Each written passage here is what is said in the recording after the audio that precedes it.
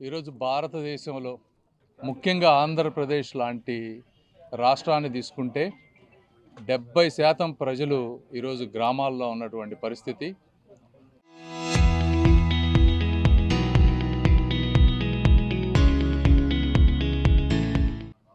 రైతులే వెన్నుముకగా ఉన్నటువంటి పరిస్థితి. ఇలాంటి గ్రామాలు, ఇలాంటి రైతుల అభ్యున్నతికి ఏ విధంగా మనం కృషి చేయాలి అనేది ఈ కూటమి ప్రభుత్వం, ఇక్కడ ఉన్నటువంటి ఎమ్మెల్యే గారు కానీ, మేము కానీ, గౌరవ ముఖ్యమంత్రి గారు కానీ ఎప్పుడు నిరంతరం ఆలోచించేటువంటి వ్యక్తులం. ఈ చుట్టుపక్కల ప్రాంతంలో తీసుకుంటే గుంటూరు ఛానల్ అనేది ఒక మెయిన్ ఆధారం. నేను మళ్ళీ మాట్లాడతానమ్మా మిమ్మల్ని. గుంటూరు ఛానల్ అనేది ఒక మెయిన్. ఇందులో 3, ఒకటి ఇప్పుడు ఉన్నటువంటి గుంటూరు ఛానల్ తీసుకుంటే 47 కిలోమీటర్ల వరకు ఈ రోజున ఉంది. అయితే 47 కిలోమీటర్ల వరకు ఉంది, కానీ ఇందులో 2 ముఖ్యమైనవి ఉన్నాయి. ఒకటి, స్లోప్ కరెక్ట్గా లేకపోవటం వల్ల వాటర్ ఎక్కడికక్కడ నిలబడటం, గుర్రపు డెక్క పేరుకుపోవటం, సంవత్సరానికి 3 సార్లు తీయాల్సినటువంటి పరిస్థితి. గత 5 సంవత్సరాల ప్రభుత్వంలో వీటిని కనుక పట్టించుకోకపోతే వాటర్ ఫ్లో ఉండదు. వాటర్ ఫ్లో లేకపోవటం వల్ల డ్రింకింగ్ వాటర్ సమస్య, ముఖ్యంగా రైతులకి ఈల్డ్ లేకపోవటం, మెయింటైన్ చేయకపోవటం వల్ల. అయితే ప్రభుత్వం వచ్చిన వెంటనే ఈ మెయింటెనెన్స్ అనేది రెగ్యులర్గా చేస్తూ ఉన్నాం. చేసినప్పటికీ ఇప్పుడు కూడా చూస్తే మీకు విపరీతంగా గుర్రపు డెక్క పేరుకుపోయింది. సంవత్సరానికి 3 సార్లు చేయాల్సినటువంటి పరిస్థితి. సో దీన్ని ఏ విధంగా చేయాలి? ఒకటి. రెండోది, దీన్ని ఎక్స్టెండ్ చేసి, ఉన్న ఛానల్ని ఎక్స్టెండ్ చేసి ఎడిషనల్గా ఉన్నటువంటి గ్రామాలకు ఏ విధంగా 2 సాగునీరు, త్రాగునీరు ఇవ్వాలనేది ప్రభుత్వ ఉద్దేశం. అది ఈ రోజులో ఉన్నటువంటి సమస్య కాదు, ఎప్పటి నుంచో ఈ ప్రాంత రైతులు కోరుకున్నటువంటి విషయం. 2014-19లో గౌరవ ముఖ్యమంత్రి గారు ఈ సమస్యను తెలుసుకొని ఆ రోజున గుంటూరు ఛానల్ ఎక్స్టెన్షన్కి కానీ, మోడర్నైజేషన్కి కానీ రెండింటికి ఆ రోజున శాంక్షన్ చేశారు, అడ్మినిస్ట్రేటివ్ శాంక్షన్. అయితే రకరకాల కారణాలతో అవన్నీ కార్యరూపం దాల్చలేదు. గత 5 సంవత్సరాల వైసీపీ ప్రభుత్వంలో కూడా వీటిని ముందుకు తీసుకెళ్ళినటువంటి పరిస్థితి లేదు. మేము వచ్చిన వెంటనే ఈ ప్రాంతానికి సంబంధించినటువంటి ఎమ్మెల్యేలు రామాంజనేయులు గారు కానీ, పొన్నూరు నరేంద్ర గారు కానీ, అదేవిధంగా కొంత భాగం లోకేష్ గారి ప్రాంతంలో కానీ అందరం మేము కూర్చొని ఎస్టిమేట్స్ వేయించాం. ఎంతవరకు మనం చేయగలము, బడ్జెట్, ఈ రాష్ట్ర ఆర్థిక పరిస్థితి దృష్ట్యా ఏ విధంగా ఫేజ్ వైజ్గా ఏ ఇయర్లో ఏం చేయాలనే దాని మీద ఒక పద్ధతి ప్రకారం వెళ్ళినప్పుడు ఇప్పుడు 47 కిలోమీటర్లు ఉన్నటువంటి ఛానల్ని 74 కిలోమీటర్ల వరకు పెంచే విధంగా Guntur channel extension last year బడ్జెట్లో పెట్టాం. మనం పెట్టినప్పుడు 70 కోట్లతోటి ల్యాండ్ ఎక్విజిషన్కి మనం అన్ని నోటీసులు ఇచ్చాం. అప్పటి వరకు దాంట్లో 11 కోట్లు మొన్నటి వరకు చెల్లించారు. ఇంకొక 60 కోట్లు చెల్లించాల్సిన విషయం ఉంది. అది కూడా ఈరోజు చంద్రబాబు నాయుడు గారితో ఈరోజు మేము మాట్లాడుతూ ఉన్నాం. కొంచెం రెవెన్యూ ఇష్యూస్ ఉండటం వల్ల అవి కూడా ఎట్టి పరిస్థితుల్లో నెక్స్ట్ 2-3 నెలల్లో లోపే ఆ డబ్బులు కూడా ఇచ్చేస్తే, ఎందుకంటే ఇది కాంట్రాక్టర్ ఇంతకుముందు రేట్స్ తోటి చేయడానికి ముందుకొచ్చారు. ఆ గుంటూరు ఛానల్ ఎక్స్టెన్షన్ వర్క్ ఇమీడియట్గా స్టార్ట్ అవుతుంది. రెండోది, దీనివల్ల గుంటూరు ఛానల్ ఎక్స్టెన్షన్ చేయటం వల్ల ఇప్పుడు 27,000 ఎకరాల ఆయకట్టు ఏదైతే ఉందో అది ఇంకొక 48,000 ఎకరాల అడిషనల్గా ఆయకట్టు వచ్చి 75,000 ఎకరాల ఆయకట్టుకి మంచి నీరు వస్తుంది. అదేవిధంగా అడిషనల్గా ఒక 40-50 గ్రామాలకి డ్రింకింగ్ వాటర్ సప్లై కూడా వస్తుంది. ఇందులో ఇప్పుడు ఈరోజు నిన్న ముఖ్యమంత్రి గారు శాంక్షన్ చేసింది ఈ ఛానల్ మోడర్నైజేషన్. ఈ ప్రాబ్లం ఏంటి? ఇప్పుడు ఈ 47 కిలోమీటర్లు ఏదైతే గుంటూరు ఛానల్ ఉందో అందులో లాస్ట్ 10 కిలోమీటర్లు, అంటే 37 నుంచి 47 కిలోమీటర్ల మధ్య ఛానల్ విడ్త్ అనేది తక్కువగా ఉండటం వల్ల ఈ ఛానల్ కింద ఎక్స్టెన్షన్ చేసినా కూడా వాటర్ వచ్చేటువంటి పరిస్థితి లేదు. కాబట్టి ఇప్పుడున్న లాస్ట్ 10 కిలోమీటర్లలో ఇంకొక 50 ఎకరాల పైన ల్యాండ్ ఎక్విజిషన్ చేసి దాన్ని వెడల్పు చేయటం, అదేవిధంగా మొత్తం మిగిలిన దగ్గర వెడల్పు బాగానే ఉంది. వీటితో పాటు బండ్స్, బ్యాంక్స్ ఏవైతే ఉన్నాయో కట్టల్ని స్ట్రెంథన్ చేయటం, ఎందుకంటే ఇది 60 సంవత్సరాల క్రితం కట్టినటువంటి గుంటూరు ఛానల్ ఇప్పుడు ఉన్నది ఏదైతే, దీన్ని బండ్స్ స్ట్రెంథన్ చేయటం. అదేవిధంగా 287 స్ట్రక్చర్స్ ఉన్నాయి ఈ కెనాల్ మీద ఏదైతే కానీ పాతయి. ఈ 287 స్ట్రక్చర్స్ సరిగా లేవు, వాటన్నిటినీ మళ్ళీ కూడా రీబిల్డ్ చేయటం.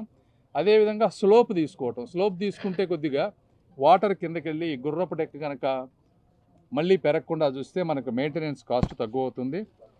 ఇప్పుడు మనకి గుంటూరు ఛానల్కి ఇచ్చినటువంటి వాటర్ 4 TMC వాటర్ ఇచ్చారు. అందులో ఈ స్లోప్ లేకపోవడం వల్ల కానీ గుర్రపు డెక్క వల్ల కానీ కేవలం 1.5 TMC మాత్రమే మనం ఈరోజు వాడుకుంటా ఉన్నాం. సో ఈ 4 TMC వాటర్ని ఉపయోగించుకునే విధంగా 370 కోట్ల రూపాయలతోటి ఈరోజు అడ్మినిస్ట్రేటివ్ శాంక్షన్ గౌరవ ముఖ్యమంత్రి గారు ఇచ్చారు. వారికి గుంటూరు ప్రాంత ప్రజల తరపున, ఈ పార్లమెంటు నియోజకవర్గ తరపున, రైతుల తరపున కూడా మనస్ఫూర్తిగా ధన్యవాదాలు తెలుపుతా ఉన్నాం. అందరూ ఒకసారి చప్పట్లు కొట్టాలి.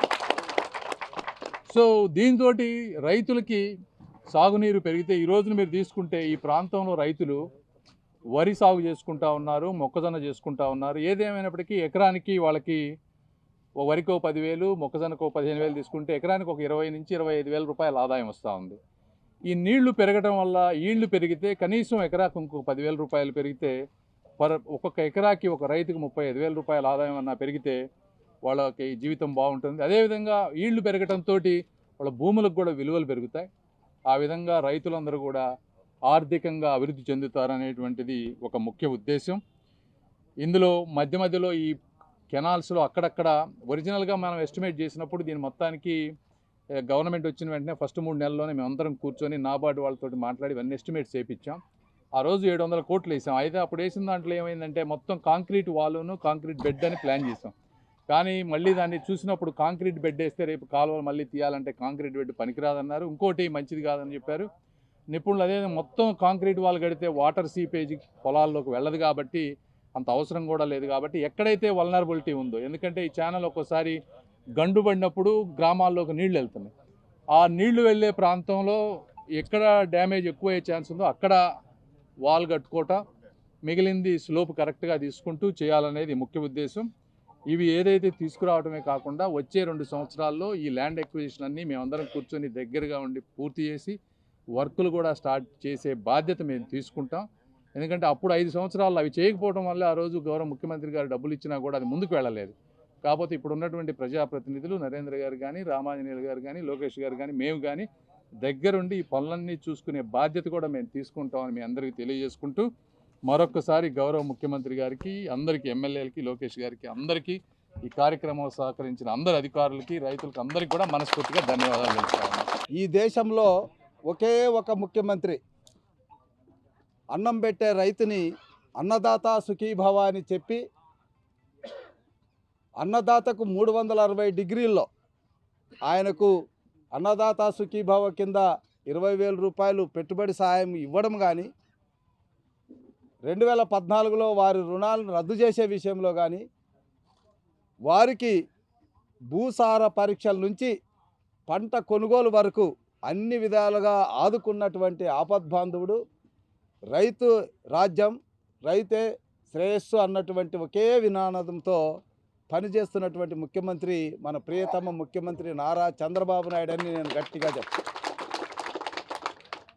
ఎలక్షన్ టైంలో ఆయన వాగ్దానం చేశారు.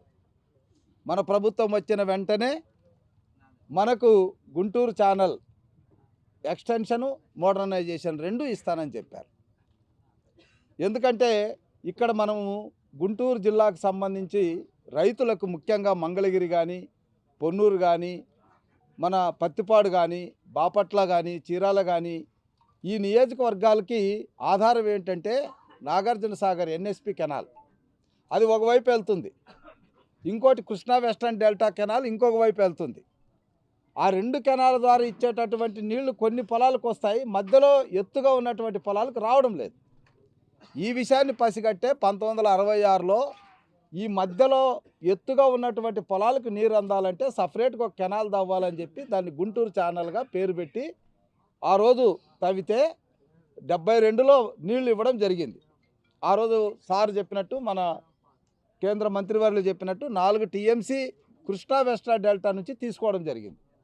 అయితే 4 TMCలు మనకు ఎక్కడైతే 47 కిలోమీటర్ల వరకు అంటే గార్పాడు వరకు, ఇక్కడ మనకు గార్పాడు వరకు వస్తుంది. ఆ గార్పాడు వరకు ఉన్నటువంటి కాలువల్లో నీరు డిఫరెంట్ కారణాలు కావచ్చు, అక్కడ 1966లో కట్టారు కాబట్టి అది కాలువ వెడల్పు లేక సరిగ్గా డిజైన్ చేయలేకపోవడం, లేదా దాని మీద ఈ తుక్కు రావడం, చెత్త రావడం ఇవన్నీ చేయడం వల్ల నీళ్లు చివరి భూములకు అందకపోతే అప్పుడు వచ్చింది మోడర్నైజేషన్ అనేటువంటి పాయింట్. అట్లాగే పర్చూరు వరకు కూడా ఈ వెస్టర్న్ డెల్టాకు నాగార్జున సాగర్ ప్రాజెక్టుకి మధ్యలో ఉన్నటువంటి భూములకు కూడా నీరు ఇవ్వాలని ఎక్స్టెన్షన్ ప్రాజెక్టు తీసుకొచ్చాం. సో ఇవి రెండు కూడా రైతులు దృష్టిలో పెట్టుకొని చంద్రబాబు నాయుడు గారు 2015లోనే ఈ మోడర్నైజేషను, 2017లో ఎక్స్టెన్షను రెండు ప్రాజెక్టులకు మంజూరు చేశారు. టెండర్లు కూడా పిలవడం జరిగింది. టెండర్లు కూడా పనిచేసే టైంలో మరి దురదృష్టవశాత్తు ఒక్క ఛాన్స్ అని వచ్చినటువంటి వైసీపీ ప్రభుత్వం రావడం, రైతుల్ని ఎన్ని ఇబ్బందులు పెట్టాలో అన్ని ఇబ్బందులు పెట్టడం, ఈ రెండు ప్రాజెక్టులను రద్దు చేయడం. మరి ఆయన రైతు శ్రేయస్సు, రైతు రాజ్యం, రైతు అనేటువంటి మాటలు మాట్లాడేటటువంటి జగన్మోహన్ రెడ్డి గారు రైతులకి జీవనాధారమైనటువంటి ఈ రెండు ప్రాజెక్టులను రద్దు చేశాడంటే రైతుల పట్ల ఆయనకు ఉన్నటువంటి శత్రుత్వం ఎలాంటిదో మనకు అర్థమైపోతుంది. కాబట్టి మళ్ళా చంద్రబాబు నాయుడు గారు అధికారంలోకి వచ్చిన తర్వాత మొదటి సంవత్సరంలోనే ముఖ్యంగా మన కేంద్ర మంత్రి వారి యొక్క చొరవ, ఎందుకంటే ఆ ప్రాజెక్టుకి డబ్బులు ఇవ్వాలంటే డబ్బులు లేవు. అయితే కేంద్ర ప్రభుత్వంలో ఈ ల్యాండ్ టైటిలింగ్కి సంబంధించి అంటే ఈ ల్యాండ్ టైటిలింగ్ యాక్ట్ మనం రద్దు చేసుకున్న తర్వాత వాటిని అన్నిటిని కూడా కంప్యూటరైజ్ చేయాలన్నటువంటి ప్రాజెక్టు కింద కొంత డబ్బు తిప్పించి ఆ డబ్బును రాష్ట్ర ప్రభుత్వానికి ఇచ్చి ఆ డబ్బుతో మనకు గుంటూరు ఛానల్ ఎక్స్టెన్షన్ అనేటువంటిది మంజూరు చేయించినటువంటి ఘనత మాత్రం మన పెమ్మసాని చంద్రశేఖర్ గారికే దక్కుతుంది. ఆ తర్వాత అది వచ్చిన తర్వాత నారా లోకేష్ బాబు గారికి 1-2 సార్లు మేము అందరూ కలిసాం. పొన్నూరు శాసనసభ్యులు కలిశారు, నేను కలిశాను, పర్చూరు మన సాంబశివరావు గారు కలిశారు. మరి అదేవిధంగా కలిసినప్పుడు మేము మాట్లాడింది ఒకటే, సార్ మీరు ఎక్స్టెన్షన్ ఇచ్చారు, ఎక్స్టెన్షన్ ఇచ్చి మరి మోడర్నైజేషన్ ఇవ్వకపోతే ఆ నీళ్ళు ఎలా వెళ్తాయి అక్కడి వరకు, కాబట్టి మోడర్నైజేషన్ చేయాలంటే సరే ఇది తప్పదని చెప్పి లోకేష్ బాబు గారు దీన్ని వెంటనే గ్రహించారు. ఎందుకంటే ఇది దాదాపుగా ఒక 41 గ్రామాలకి ఈ 3 నియోజకవర్గాల్లోనే మంగళగిరి కానీ, పత్తిపాడు కానీ, పొన్నూరు కానీ 41 గ్రామాలకి మంచినీళ్ళు వస్తాయి. అట్లాగే పర్చూరు కలుపుకుంటే ఇంకొక 9 గ్రామాలు వేసుకుంటే 50 గ్రామాలకు మంచినీళ్ళు వస్తాయి. ఒక 75,000 ఎకరాలకు సాగునీరు వస్తుంది. ఇవన్నిటిని దృష్టిలో పెట్టుకొని చిన్నబాబు దీన్ని వెంటనే మన పెద్ద సార్ దగ్గర చర్చించి ఆర్థిక పరిస్థితులు అన్ని ఇబ్బందులు ఉన్నా కూడా ఈ ప్రాజెక్ట్ ఇవ్వాల్సిందని పట్టుబట్టి ఈ ప్రాజెక్ట్ని మంజూరు చేయించినందుకు మన యువనేత నారా లోకేష్ బాబు గారికి కూడా మనం అందరూ గట్టిగా అభినందించాలి. సరే, ఇంకా ఈరోజు మనము ఏదైతే రైతులకి హామీ ఇచ్చామో ఆ రెండు ప్రాజెక్టులు కూడా మనం చేసుకోగలిగాం. సో వీటిని తొందరలోనే అంటే ప్రారంభించుకోవడానికి మనం అందరూ కూడా రైతులందరూ ఒక కమిటీలాగా ఏర్పడి ఏ గ్రామంలో ఆ గ్రామంలో మనమంతా సహకరించుకుంటే ఈ ప్రాజెక్టు ఒక 1 year 2 yearsలో కంప్లీట్ చేసుకోగలుగుతాం. లేదు మీ సహకారం లేకుండా మనం కాంట్రాక్టర్కే వదిలేస్తే మరి అది తొందరగా అవ్వదు. మనకి మిగతా ప్రాజెక్టులాగా ఇది కూడా లేట్ అవ్వడానికి అవకాశం ఉంటుంది. కాబట్టి మన రైతులందరూ మొన్న ఎట్లాగైతే ల్యాండ్ అక్విజిషన్కి గ్రామాల వారీగా మనం కమిటీలు ఏర్పాటు చేసి రైతుల్ని కన్విన్స్ చేసుకున్నామో ఈ ప్రాజెక్టు విషయంలో కూడా మనమందరూ కూడా ఒకే మాట మీద వెళ్దాం. రైతులందరూ బాగుంటారు.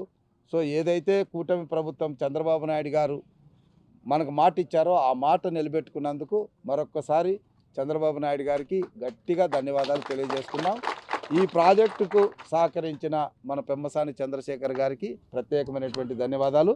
సో ఇక మీ శాసనసభ్యుడిగా నాకు తప్పదు కాబట్టి అసెంబ్లీలో 2-3 సార్లు మాట్లాడాను. మరి తర్వాత 2-3 సార్లు సార్ మీద కూడా ఒత్తిడి చేశాం. సో మొత్తం మీద మన ప్రాజెక్టు మనకు వచ్చింది. ఇది ఒక్క నియోజకవర్గానికే కాకుండా మల్టీ కాన్స్టిట్యున్సీలకు వస్తుంది. కాబట్టి దీనికి ప్రాజెక్టును మంజూరు చేసిన చంద్రబాబు నాయుడు గారికి 2 చేతులతో నేను నమస్కరిస్తున్నాను.